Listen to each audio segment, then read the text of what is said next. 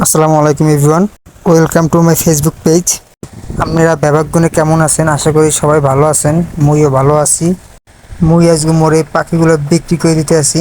এখানে ওই যে হলুদটা আর সবুজটা বুড়া, আর ওই যে সাইডটা দেখতেছেন আর ছাও মোর আরও আছে পাখি। তো এইগুলো বাচ্চা দেখে, আর যে হলুদটা আর যে সবুজটায় একটা সমস্যা দিয়েছে, আর ডিম পাড়তেছে না লেগে মুই বেশ চালাইতেছি।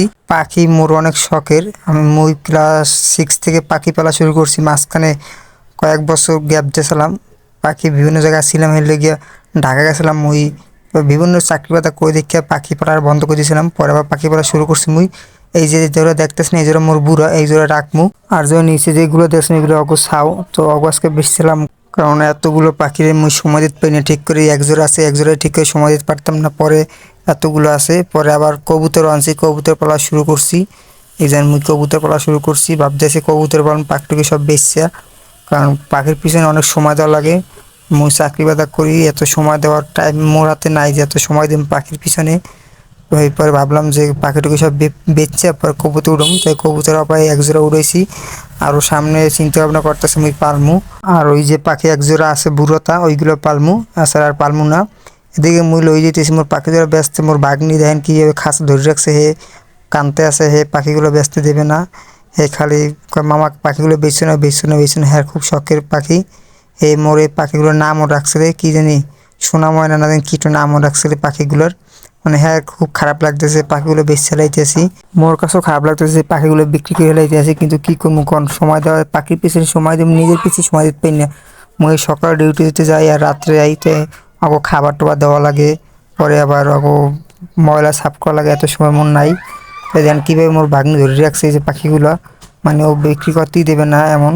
বাসার যে লোক আছে তারা যে পাখিগুলোর মোর যে খাবার দেবে বা দেখাশোনা করবে, তারা পারবে না। কারণ হচ্ছে পাখিতে প্রচুর পরিমাণে কামড় দেয়, আর যে পাখিগুলো খুব শিয়ান, মানে ওরা যদি একটু ফাঁক পায় কোনো রকম তাহলে উঠে যায়। আমার 2-3 বার উঠে গেছে। পরে মুই যে এই গাছে উঠতে উঠতে বান্ধব নান গাছ বাইরে পরে ধরছে গো, মানে প্রায় প্রায় একটু সুযোগ পাইলেও চলে যায়। তো মুই মগ মায়ের করে দিছি, বুনগো করি যে তোরা এই পাখির দেখাশোনা করবি না, কারণ ওরা পারবে না। কারণ হাত ঢুকলি পাখিগুলো কামড় দেয়। যারা চেনেন এই পাখিগুলো বার্জিকে পাখি, যারা চেনেন তারা জানেন যে কীভাবে কামড় দেয়। তো এই লেগে মুই সবার কইছি যে তোমরা ধরা লাগবে না, কারণ একটা পাখি উঠে গেলে আমার 300-400 টাকা শেষ। ঠিক আছে, এই লেগে সবাই কইছি যে তোমাকে পাখি মুখে ধরা লাগবে না। তো মুই সবসময় আর কি খাওয়ান টাউন দিতাম। তো প্রায় প্রায় দেখা যায় যে দূরে গেলে ডিউটিতে তখন 2-1 দিন দেওয়া লাগতেন, মানে দিতে পারতাম না, তখন আবার সমস্যা হলে।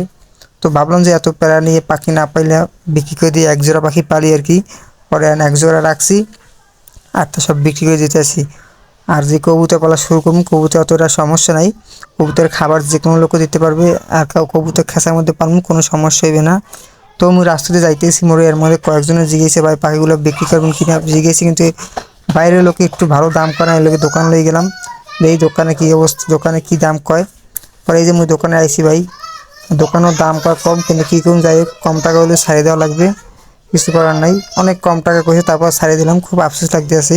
তো এই তবে পাখি পালাটা খুব আমার শখের ছিল, কী কমু কন। যাই হোক, এই পাখির দোকানে আইলে মোর একসে পাখি কিনতে মনে দেন, কত সুন্দর সুন্দর পাখি।